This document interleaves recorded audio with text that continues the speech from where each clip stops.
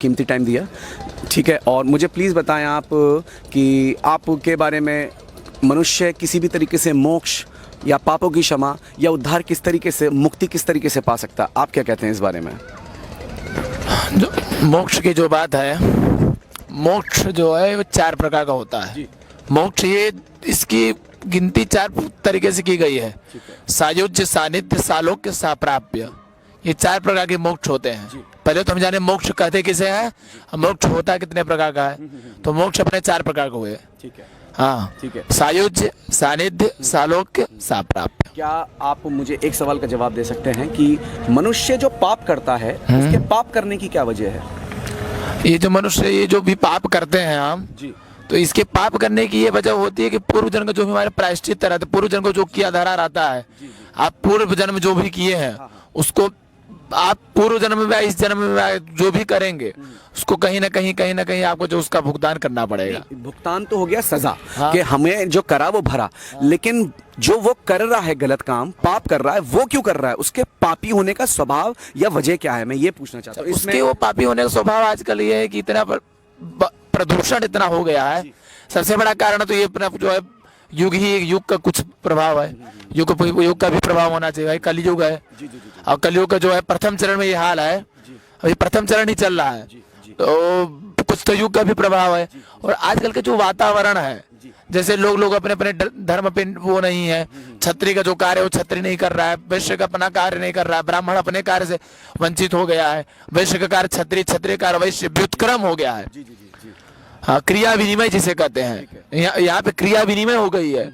अब वेद, ब्राह्मणों को वेद पढ़ना चाहिए, यज्ञ करना चाहिए, यज्ञ पढ़ाना, यज्ञ कराना चाहिए, वेद पढ़ना चाहिए, वेद पढ़ाना चाहिए, ये ब्राह्मण न करके आजकल व्यापार कर रहे हैं। ब्राह्मणों को जो एकदम अनुचित है ये। ठीक है। और आजकल के जो है वैश्य बनिया ये लोग जो है और वो निम्न जाति वाले जो है वेदों का अध्ययन कर रहे हैं, तो शूद्र इत्यादि लोग। तो इसमें कहने की सबसे बड़ा बात यह है कि वेद में तो सभी का अधिकार है, वेद तो हर कोई पढ़ सकता है, लेकिन भाई जब भगवान श्री कृष्ण गीता जी में कह दिया कि नहीं, ब्राह्मण का जो कार्य है वो अलग है, क्षत्रिय का कार्य अलग है, वैश्य का कार्य अलग है। ब्राह्मण के 6 कार्य बताए गए हैं, अध्ययनम, अध्यापनम, ये जन्म या जन्म, और दान प्रतिग्रह। अध्ययन करिए, अध्ययन कराइए, दान लीजिए, दान दीजिए, और यज्ञ करिए, यज्ञ कराइए। 6 कर्म है, षट कर्माणि ब्राह्मणस्य, ये 6 कर्म जो अपने ब्राह्मण बंधु के हैं, तो ब्राह्मण इन्हीं 6 कर्म को करे और किसी चीज में ध्यान न दे। और क्षत्रिय को जो अपने कार्य है, 3 कार्य वो करे। अध्ययन, क्षत्रिय केवल अध्ययन कर सकता है, करा नहीं सकता, यज्ञ कर सकता है, करा नहीं सकता, और जो दान ले सकता है, अरे दान ले नहीं सकता, कुछ देने का अधिकार है क्षत्रिय को। तो मेरा कहने का मतलब एक है कि जैसे आपने बोला कि मनुष्य के आज जो कलयुग चल रहा है, उस वजह से वो पाप कर रहा है ज्यादा। हाँ, युग की वजह से, युग प्रभाव। लेकिन अगर हम पुराने वक्त की बात भी देखें, पुराने जमाने में भी देखें, उस वक्त भी लोग फिर पाप करते थे, तो उस वक्त फिर उनके पाप करने की क्या वजह थी? उस वक्त लोग पाप करते थे, न पाप करे तो वो स्वयं सब भगवान के अवतार हो जाएंगे। और जो भी बने हुए ऋषि महर्षि जो भी पाप करते थे, पाप यदि आप नहीं करेंगे तो पाप नहीं करेंगे तो फिर पुण्य करने से फिर पाप करना भी जरूरी है। कहने का मतलब ये है, पाप जो है मनुष्य की कमजोरी है, चाहे वो पहले हो या अब हो, उसने पाप हमेशा किया है। चलिए मैं आपसे एक छोटा सा सवाल करूंगा, क्योंकि मैं एक, समझ लीजिए मैं एक क्रिश्चियन मिशनरी भी हूँ, ठीक है ना, और इसलिए मैं आपसे विचार विमर्श कर रहा हूँ। क्या कभी आपने ईसा मसीह के बारे में कुछ सुना है, और सुना है तो कितना सुना है, या उनके बारे में आप क्या जानते हैं, मुझे थोड़ा आप बता सकते हैं इस बारे में? यीशु के बारे में हमने बहुत सुना है। वो तो साक्षात भाई, यदा यदा धर्मस्य ग्लानिर्भवति भारत अभ्युत्थानम धर्मस्य तदात्मानं सृजाम्यहम्। इसका आप हिंदी उच्चारण कर सकते हैं? जब भी धर्म की हानि होती है तब भगवान अवतार लेते हैं। परित्राणाय साधूनां विनाशाय च दुष्कृताम् अधर्म संस्थापनार्थाय संभवामि युगे युगे। जब साधुओं पर विपत्ति आएगी, परित्राणाय साधूनाम, साधुओं की पवित्रता के लिए, अविनाशाय च दुष्कृताम, और जो दुष्कर्मी है उनके विनाश के लिए। हाँ, प्रति युगे अहम संभवामि, प्रत्येक युग में मैं अवतार लूंगा। तो साक्षात, हाँ, तुम्हारे मत में तो साक्षात यीशु जो है वो भगवान के अवतार रहे, इस पे कोई वो नहीं है। हाँ, और सब धर्म एक है, कोई भी धर्म, न क्रिश्चियन, न सिख, न इस्लाम, न सनातन, न कोई भी धर्म अलग नहीं है। सब धर्म एक ही कहते हैं, भगवान ब्रह्म सत्यम जगन मिथ्या, ब्रह्म ही सत्य है। वो जो दीपक ज्योति जो ब्रह्म स्वरूप है वही सत्य है। हाँ, बस वही सत्य है, बाकी सब तो जो है जगन मिथ्या। सब धर्म के लोग यही मानते हैं। अब मैं छोटी सी बात बताना चाहूँगा। आपने बहुत अच्छा विवरण करा इस बात का, बहुत अच्छे से बताया। मैं यहाँ पर आपको यीशु मसीह के आने की थोड़ी सी छोटी सी वजह बताना चाहता हूँ। छोटा सा मैं आपके साथ एक छोटी सी वचन को शेयर करना चाहूँगा जो कि खुद यीशु की वाणी है, ठीक है ना। और ये यहाँ पर बाइबल में अगर हम सुसमाचार पढ़ेंगे जो कि यीशु मसीह की एक तरीके से बायोग्राफी है, और बाइबल में एक पुस्तक है पवित्र शास्त्र की जिसका नाम है यूहन्ना। और यूहन्ना 10 में उसके 10वें वचन में 10वें पद में यीशु मसीह ने कुछ इस तरीके से बोला है कि चोर किसी और काम के लिए नहीं परंतु केवल चोरी करने को, घात करने को और नष्ट करने को आता है। मैं इसीलिए आया कि वे जीवन पाएं और बहुतायत से पाएं। यहाँ यीशु मसीह अपने आने की वजह बता रहे हैं कि मेरे आने की वजह क्या रही। यहाँ पर यीशु मसीह कह रहे हैं कि मेरे आने की वजह यह है कि वह जीवन पाएं। सबसे पहले वो बता रहे हैं कि चोर क्यों आता है। और यहाँ पर जिस चोर की बात चल रही है, हम हमेशा पॉजिटिव बात की बात करते हैं, यानी कि परमेश्वर की, ईश्वर की, प्रभु की। लेकिन हम ये भूल जाते हैं अगर उजियाला है तो अंधेरा भी है। हम ये भूल जाते हैं कि अगर किसी भी तरीके से सोच के देखिए, अगर ऑक्सीजन है तो यानी कार्बन डाइऑक्साइड भी है।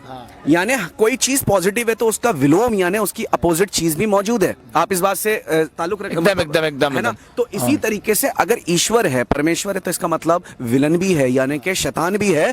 और जो पाप करने की वजह है वो शैतान रूट कॉज है, जो इंसान के मन को, उसके मस्तिष्क को कंट्रोल करके उससे पाप करवाता है। पहले तो उसने उसके स्वभाव में डाला और फिर उसने उससे पाप करवाया। पर यहाँ पर प्रभु यीशु ये बात बोल रहे हैं, चोर केवल चोरी करने, घात करने और नष्ट करने के लिए आता है। ये किस चोर की बात चल रही है? शारीरिक चोर की बात नहीं चल रही है, यहां पर आत्मिक चोर की बात चल रही है। ये है शैतान, जो क्या चुराता है?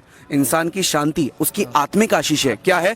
आनंद, शांति, प्रेम, उसका धीरज, उसके सबसे पहले पीस ऑफ माइंड चुराता है। और यीशु मसीह ने कहा वो नष्ट करता और घात करता है, ठीक है ना। वो यही चाहता है कि वो तो नरक में जलेगा, साथ में मैं भी लोगों को नरक में जलाऊं। लेकिन यहां पर यीशु कह रहे हैं कि मैं इसीलिए आया कि वह जीवन पाए और बहुतायत का पाए। वह का मतलब मनुष्य जाति, क्योंकि प्रभु यीशु किसी एक खाली मनुष्य मात्र, किसी एक जाति, समुदाय, गोत्र के लिए नहीं आए। प्रभु यीशु जो आए पूरे विश्व के लिए, पूरे मनुष्य जाति के लिए आए।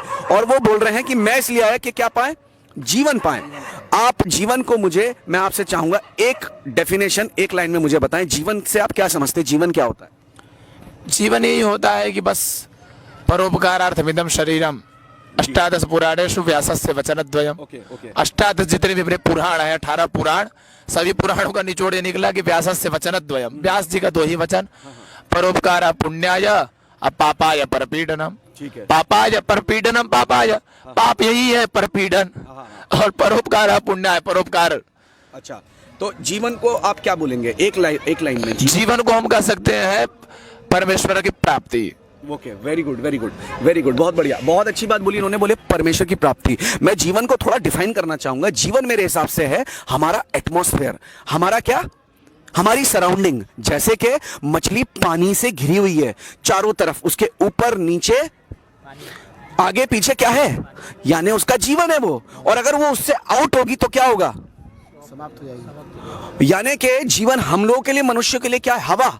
हमारे आगे पीछे ऊपर नीचे क्या है? हवा। और अगर हवा गई तो हमारी सांसें गई। यानी जीवन वो है, जीवन का असली मतलब है हमारी क्या, हमारी सराउंडिंग, हमारा एटमॉस्फेयर, जहां पर हम हैं। उसके बगैर हम सरवाइव नहीं कर सकते। और यीशु मसीह कह रहे हैं मैं तुम्हें क्या देने आया? जीवन। जीवन 3 चीजों से मिलता है, रोटी से, पानी से और हवा से। और यीशु मसीह ने बोला यूहन्ना में ही कि जीवन की रोटी मैं हूं, यानी उसका वचन।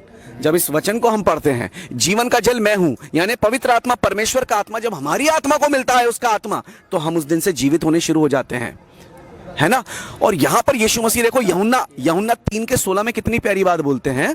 3:16 में लिखा है, मेरे लिए आप 16वां वचन पढ़ दीजिए प्लीज इसका, 3:16। क्योंकि परमेश्वर ने जगत से ऐसा प्रेम रखा है कि उसने अपना एकलौता पुत्र दे दिया जी, ताकि जो कोई उस पर विश्वास करे वह नाश न हो परंतु अनंत जीवन पाए। अनंत जीवन पाए, ताकि जो कोई उस पर विश्वास करे वह नाश ना हो परंतु क्या पाए? अनंत जीवन। मेरे को आप बताएंगे कि अच्छा, मूर्ति पूजा के बारे में आपका क्या राय है? क्या है आपका इसके बारे में? मूर्ति पूजा में सबसे बड़ी बात यह है कि मूर्ति पूजा करने से या कोई भी इधर पूजा करने से कोई फायदा नहीं है। सबसे बड़ी पूजा तो अपनी आत्म पूजा हो जाए, बहुत पूजा है, आगे आप सही रहिए। ठीक है। आप जब आपके अंदर छल कपट बढ़ा है तो मूर्ति पूजा और जो है दिखावा करने से कोई मतलब नहीं है। को एक लफ्ज में, एक किसी भी एक शब्द में कैसे डिफाइन करेंगे? अगर आपको एक शब्द में परमेश्वर को डिफाइन करना होगा तो कैसे करेंगे? परमेश्वर अर्थात विवेकानंद जी भी कहा है कि I am he, I am he, I am he, मैं ही भगवान हूँ, मैं ही भगवान हूँ, मैं ही भगवान हूँ। हाँ, ठीक है। सबसे बड़ा हमारा परमेश्वर वही है जो अपने आप को समझ ले, खुद को समझ ले, सबसे बड़ा परमेश्वर। Thank you so much. मैं बाइबल का आपको थोड़ा विचार बताना चाहूंगा। थैंक यू सो मच, आपने अपनी ये राय रखी। मैं आपको बाइबल का विचार बताना चाहूंगा जो परमेश्वर के बारे में बताती है। बाइबल बताती है परमेश्वर है सृष्टिकर्ता जिसने सब चीजें बनाई। जितना भी नेचर दिखता है हमें, सृष्टि सबसे बड़ी क्या है, क्या कह सकते हैं उसे, गवाह है, विटनेस है कि उसका कोई सृष्टि करता है।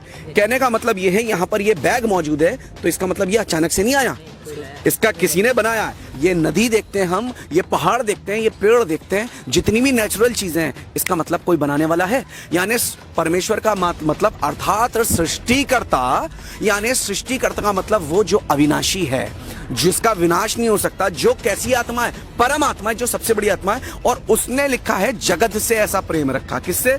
जगत से। किससे? हम यानी परमेश्वर को एक जाति, धर्म, समुदाय, संस्कृति में कैद नहीं कर सकते, क्योंकि उसने पूरी मनुष्य जाति से प्रेम रखा, पूरे जगत से, पूरे जगत से। और लिखा हुआ है कि प्रेम में क्या करा, उसने अपना एक लौता पुत्र दे दिया। क्या कर दिया? क्योंकि प्रेम कौन सा प्रेम होता है? प्रेम में लिया नहीं, प्रेम में दिया जाता है। असली प्रेम वो होता है जिसमें देना पड़ता है, बलिदान करना पड़ता है। और लिखा परमेश्वर क्या है? बलिदानी। और परमेश्वर है हर जाति और धर्म से प्रेम करने वाला, हर मनुष्य से प्रेम करने वाला। और लिखा उसने अपना एक लौता पुत्र दे दिया ताकि जो कोई उस पर विश्वास करे, यानी उसके पुत्र पर, अर्थात प्रभु यीशु पर। यीशु का मतलब ही क्या होता है? यीशु का मतलब होता है परमेश्वर उद्धार करने वाला, परमेश्वर मोक्ष देने वाला, परमेश्वर यहोवा मुक्ति देने वाला, मोक्ष देने वाला। आप समझे अब? क्योंकि परमेश्वर के नाम में उसका काम होता है ना? अयोध्या कांड में भी, रामायण के अंदर अयोध्या कांड में भी लिखा है, शुभ और अशुभ कर्म अनुहारी, ईशु फल देही हृदय विचारी। क्या बात है? यस। और जो यही शब्द को बाइबल में दिया है, परमेश्वर हर एक मनुष्य के अंतर, उनके हृदय को जांचता है ताकि उसके कर्मों का फल उसे दे सके। क्या बात है, क्या बात है। Yes. देखा कितनी अच्छी बात बोली है कि परमेश्वर उसके फलों का कर्म दे सके। और यहाँ पर परमेश्वर के लिए कितनी प्यारी बात लिखी है कि परमेश्वर खुद आत्मा बन के यहाँ नहीं आ सकता, इसलिए परमेश्वर को अपने पुत्र को भेजना पड़ा। परमेश्वर का यीशु मसीह कौन है? यीशु मसीह को अगर हम एक शब्द में अगर हम वर्णन करें तो परमेश्वर का प्रगटीकरण। परमेश्वर अगर अपनी महिमा में आ जाए तो सोच के देखो, सूरज को बनाया, सूरज से आंखें नहीं मिला सकते हो, तो उसको बना, उससे आंखें मिला सकते हो जिसने सूरज को बनाया। वो कितना महिमा से भरा हुआ होगा, वो कितना ग्लोरियस होगा, हम सोच के देखें। तो वो तो अपनी शारीरिक देह में, यानी जो उसकी स्वर्गीय देह, उसमें तो नहीं आ सकता। तो उसने मनुष्य बनाकर किसे भेजा? यीशु मसीह को। मनुष्यों के सामान, जैसे कि एक गोताखोर मछलियों के बीच में कैसा बन के जाता है? मछली की तरह वो ऑक्सीजन बना के लेके जाता है, वो उनकी समानता में ढल जाता है क्योंकि उसको उस माहौल में रहना है। इसी तरह प्रभु यीशु भी मनुष्य, ईश्वर होने के बावजूद, परमेश्वर के पुत्र होने के बावजूद साधारण मनुष्य बनकर आए, क्योंकि उन्हें क्या करना था? अपने बलिदान से मनुष्य के लिए क्या बनाना? उसके पापों का प्रायश्चित बनना। एक क्या बन जाना? मेमना बनकर बलिदान होना।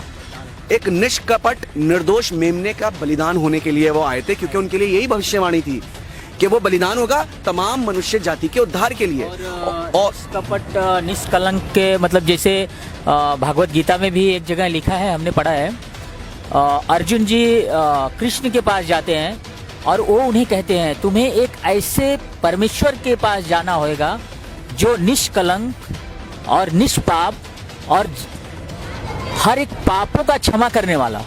देखा कितनी प्यारी बात बोली, जो निष्कलंक हो, निष्कपट हो और इसलिए यीशु मसीह को जब सजा के लिए ले गए तो पिलातुस उस वक्त का जो गवर्नर था, उसने कहा मैं तो इसमें क्रूस देने के लायक, सूली पे टांगने लायक और दोष देने लायक कुछ भी दोष नहीं पाता हूँ, ये तो इनोसेंट है, इसे मैं काय को सजा चढ़ा दूं? क्योंकि पाप का बलिदान होगा ही कौन? जो निर्दोष होगा और जो निष्कलंक होगा। इसलिए यीशु मसीह पापों के लिए बलिदान होने आए। तमाम, चाहे वो आप हो या मैं हूं, चाहे वो किसी भी धर्म, जाति, समुदाय, चाहे वो अंग्रेज हो, चाहे वो हिंदुस्तानी हो, चाहे वो अफ्रीको, यूरोपियन हो, एशियन हो, कोई भी हो, मिडिल ईस्ट का हो, उस सबके लिए कौन आया? परमेश्वर पुत्र के। वो क्या पाए? हम अनंत जीवन पाए। क्योंकि जमीन पे अगर हम एक बिस्किट भी लेने जाएंगे, एक दवाई और एक क्रीम भी लेने जाएंगे, सुन रहे हैं आचार्य जी, उसकी एक एक्सपायरी डेट, एक मैन्युफैक्चरिंग डेट और एक एक्सपायरी डेट होगी। यीशु मसीह आयु देने नहीं आए, आयु यानी आयु का मतलब होता है जिस चीज की क्या है आदि और अंत, पर जीवन देने आए। जीवन होता है अनंत, और जीवन कब मिलेगा? जब हम स्वर्ग में जाएंगे।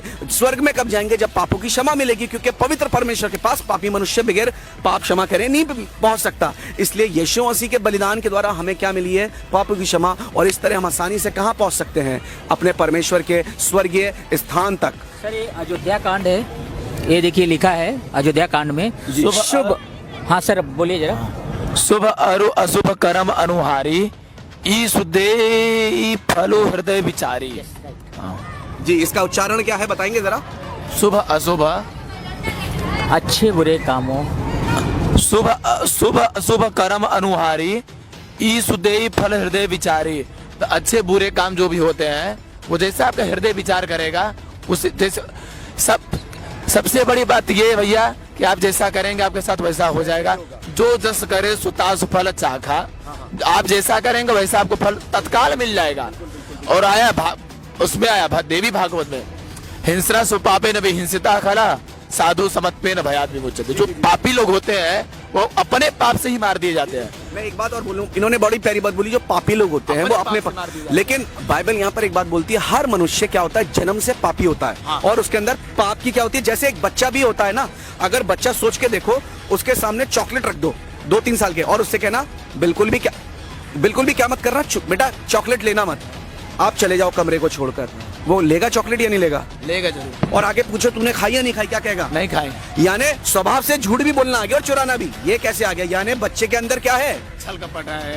तो उस बच्चे की अभी क्या है? हार्मोन्स पूरे डेवलप नहीं हुए, तो उसकी छोटी छोटी अभी क्या है? डिमांड। तो वो शरारते हैं। लेकिन जब वो और बड़ा होगा तो वही उसकी जो लालच है, वही जो उसका घमंड है, या वही उसके अंदर जो हिंसा के बीज है, वही क्या हो जाएंगे? मैच्योर। और वो बड़े मैच्योर पाप करने लगता है। यानी पाप मनुष्य के अंदर होता है, इसलिए बच्चा भी पापी होता है स्वभाव से। और उसी मैं भी देखिए पापी मनुष्य था, लेकिन जिस दिन मुझे यीशु मसीह के बारे में पता चला 2003 से मेरा जीवन बदला, और मैंने कहा हाँ मैं यीशु ये मानता हूँ कि आपने मेरे लिए बलिदान दिया, और आज से मैं क्या करता हूँ? अपने पापों से प्रायश्चित करता हूँ, पश्चाताप करता हूँ। और उस दिन से मेरा जीवन भी परिवर्तन होना शुरू हो गया, क्योंकि हर मनुष्य पापी, और हर किसी को एक दूसरे मौके की जरूरत है जो यीशु मसीह देने आए, जिससे हम भी क्या बन सके? पापी मनुष्य से एक संत बन सके। ठीक है, और इसीलिए यीशु मसीह आए। और मैं आपसे यही बोलूंगा कि परमेश्वर ने आपसे भी प्रेम किया, प्रभु यीशु मसीह ने आपसे भी प्रेम किया, और आपके और मेरे लिए और आपके और मेरी कमजोरियों के लिए, त्रुटियों और पापों के लिए बलिदान होने आए। ठीक है ना? तो जितना वो किसी अंग्रेज से प्यार करते हैं उतना ही वो आपसे भी करते हैं, क्योंकि परमेश्वर पक्षपाती नहीं है, वो सभी के लिए है, सभी के लिए है। तो मैं आपसे यही बोलूंगा, प्रभु यीशु मसीह का मतलब ही होता है उद्धार देने वाला, और उद्धार आपके और मेरे दोनों के लिए है। ठीक है ना? तो आचार्य ऋषभ जी, मैं आपके साथ एक प्रार्थना करना चाहता हूँ। ठीक है ना? मैंने जो भी आपको इस वक्त सुसमाचार सुनाया है, अगर आप विश्वास करते हैं यीशु मसीह ने आपके पापों के लिए भी बलिदान दिया, तो आप इस प्रार्थना को मेरे पीछे दोहरा सकते हैं। ठीक है? मेरे पीछे बोले, प्रभु यीशु, मैं विश्वास करता हूँ आपने 2000 साल पहले मेरे पापों के लिए बलिदान दिया। आप मारे गए, दाड़े गए, तीसरे दिन मुर्दों में से जी उठे, और मृत्यु के ऊपर विजयी हुए। यीशु मसीह मैं आपको अपने व्यक्तिगत उद्धारकर्ता के रूप में ग्रहण करता हूँ। मेरे हृदय में आइए, मेरे मन में आइए, और मेरे प्रभु बनिए। आमीन। Praise Lord. बहुत अच्छा लगा भाई, प्रार्थना करते हैं इनके लिए है। प्रभु यीशु, हम दिल से धन्यवाद करते हैं प्रभु जी, वाकई में इन भाई के लिए प्रभु जी, आचार्य ऋषभ पांडे के लिए हम दिल से धन्यवाद करते हैं प्रभु। उस भाई ने जो दिल का अपने द्वार खोले, हमारा स्वागत करा और हमें इत्मीनान से सुना, ओ प्रभु हम दिल से धन्यवाद करते हैं। वचन का बीज जो भी बोया गया है, यीशु ये इन भाई के जीवन में जाए और 100 गुना फल लेकर आए, और हम देखें इन भाई को इस ये बीज पेड़ बने और अच्छा फल लेकर आए। हम ये देखें प्रभु जी, हम मांगते हैं आपका उद्धार, आपकी महिमा और आपका पवित्र आत्मा भाई ऋषभ, आचार्य ऋषभ के अंदर समा जाए और प्रभु जी छा जाए, यीशु मसीह के नाम में, आमीन। Thank you so much.